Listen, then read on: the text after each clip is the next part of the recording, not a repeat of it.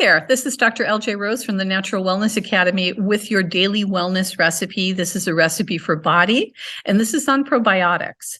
Now, I am a firm believer that if you are eating a healthy, balanced diet, you shouldn't need a lot of supplementation. There are some exceptions, and we'll talk about them in various of these daily recipes. And one of them is probiotics. So you can take a probiotic or two every day. This is really great, really important, especially if you're coming off of antibiotics to repopulate.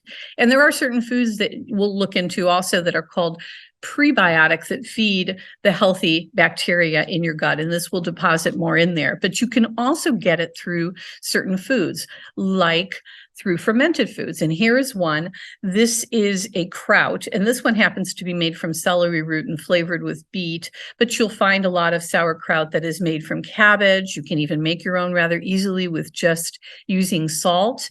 And they have the other kind that's beet flavored with radishes and carrots in it too. And you need to make sure that you're buying something that has a live culture. If it's on a shelf at the market, that does not have anything. It's all inert. So you want to get something that's refrigerated and says live cultures. And you can put this on top of your salad. You can blend it into a salad dressing, put it on your tacos.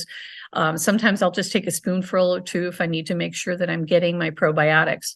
But my very favorite way to use fermented foods is through kombucha. I drink about a half of kombucha to kombucha every day. A lot of them have really good fruit juices in there too. So you're getting a serving of fruit.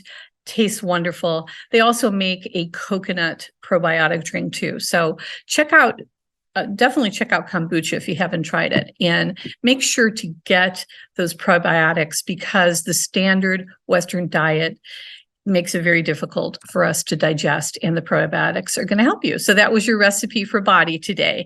Let us know what you think. What is your favorite way, or your favorite fermented foods, or your favorite way of getting probiotics? Take care.